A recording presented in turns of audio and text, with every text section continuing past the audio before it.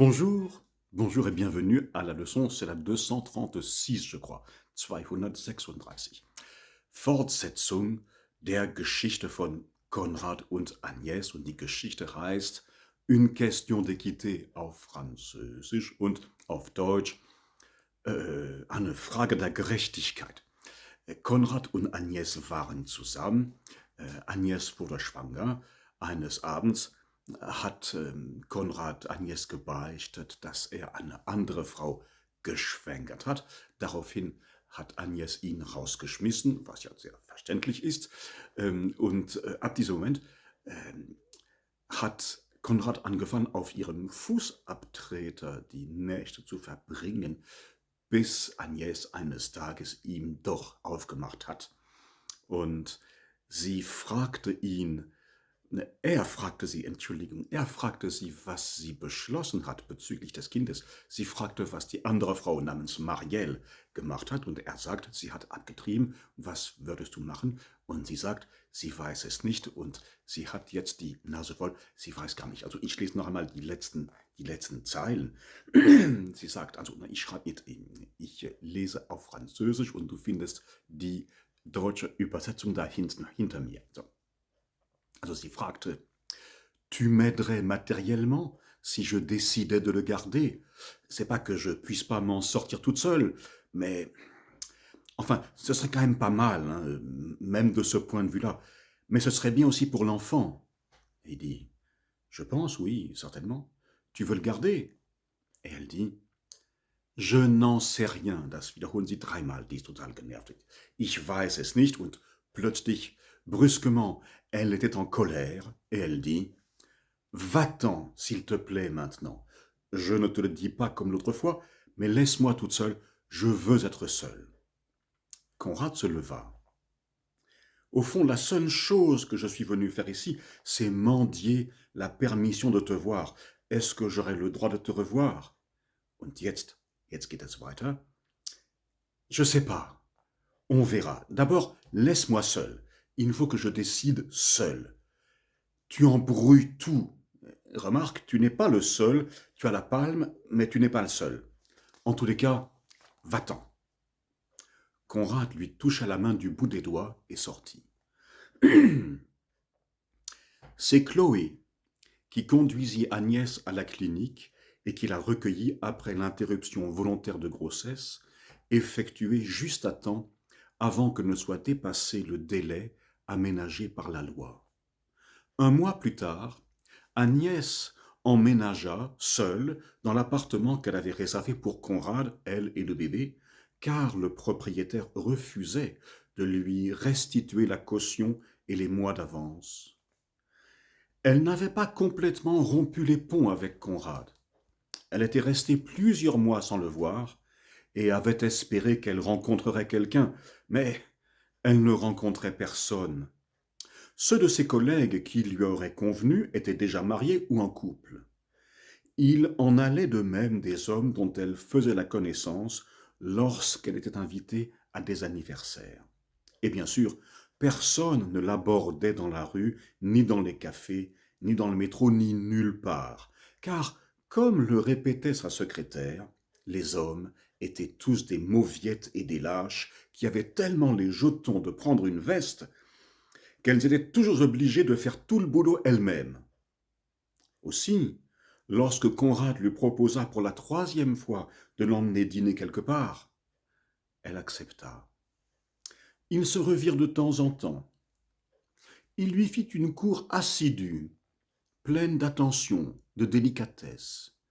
Elle gardait Konrad comme roue de secours, en attendant mieux, et lorsqu'elle se sentait vraiment trop seule, ainsi qu'elle le lui déclara ouvertement. Après cela, lui-même ne se désigna plus auprès d'elle que comme ta roue de secours, et elle n'aimait pas trop cela, mais elle ne lui en fit pas la remarque. Elle pensait que ce n'était pas la peine d'accorder d'importance à de tels détails, puisque ses relations avec lui cesseraient bientôt, aussitôt qu'elle aurait rencontré quelqu'un qui lui conviendrait. Elle publia dans un journal spécialisé une annonce matrimoniale assez coûteuse et attendit avec impatience les réponses.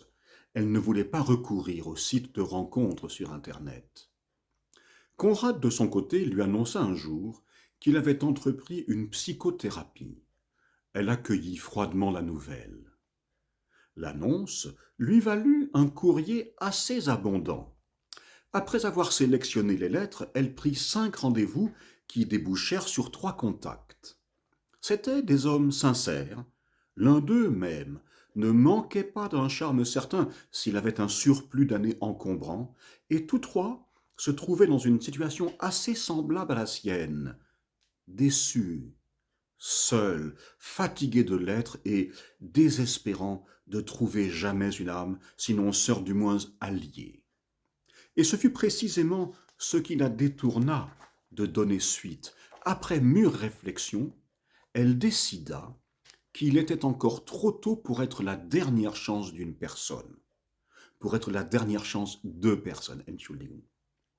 Elle n'avait pas encore épuisé toutes ses ressources, elle n'avait pas encore dit son dernier mot, elle s'accordait encore un peu de temps pour être choisie, élue, distinguée parmi la concurrence. Elle s'inscrivit dans un club de tennis huppé et, au-dessus de ses moyens, s'affilia au club des amis de François Mauriac, acheta un livre intitulé Séduire à coup sûr et continua de voir sporadiquement Conrad qui ne l'avait jamais traité avec plus d'égard ni de ferveur.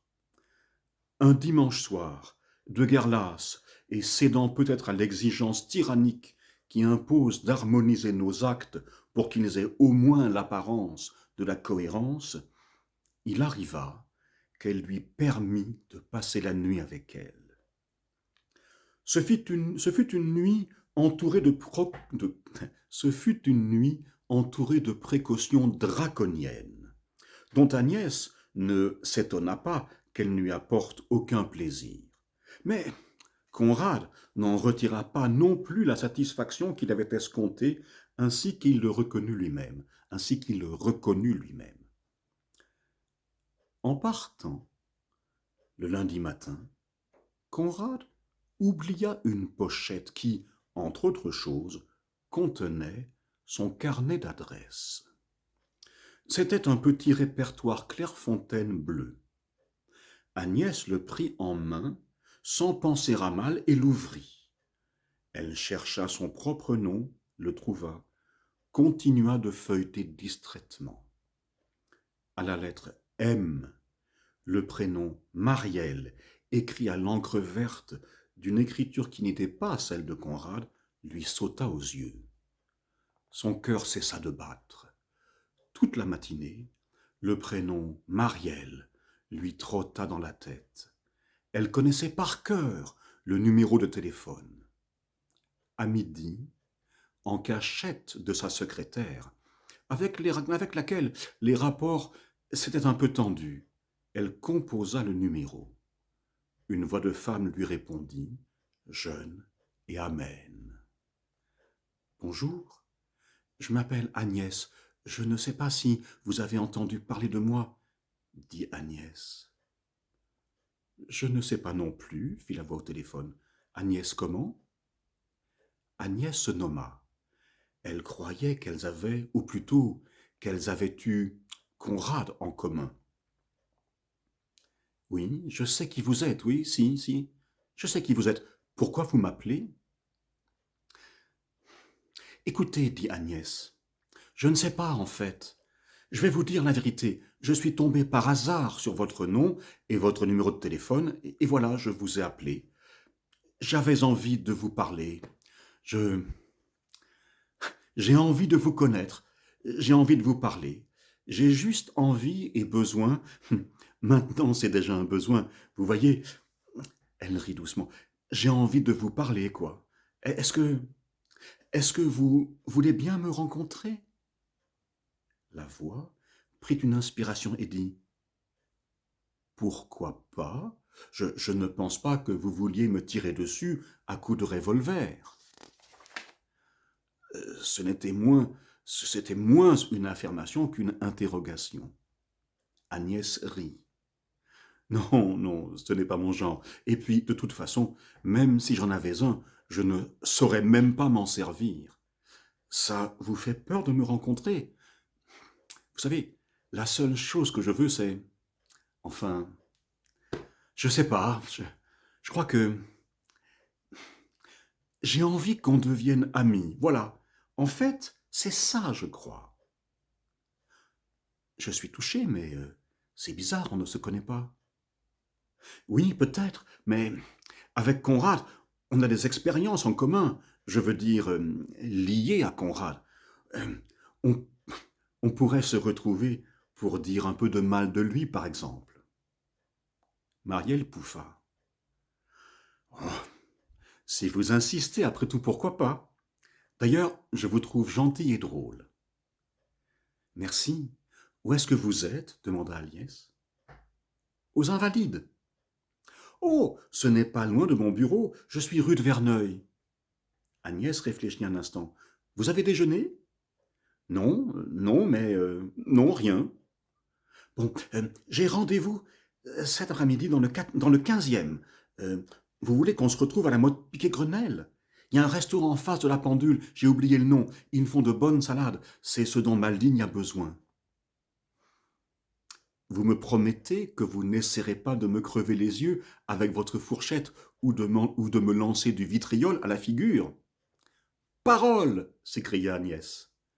Bon, vous me donnez une petite heure? So, Fortsetzung folgt und das wird die letzte sein von dieser Geschichte. Danke für deine Aufmerksamkeit und ich würde mich sehr freuen, wenn du meinen Kanal abonnierst. Das ist kostenlos und so wirst du nichts verpassen. Wenn du etwas verpassen möchtest, dann abonniere doch nicht. Und ich würde mich auch sehr freuen, wenn du meine Videos teilst und kommentierst. Und wenn du Fragen hast, gerne, ich mag Fragen. Bis zum nächsten Mal. Tschüss.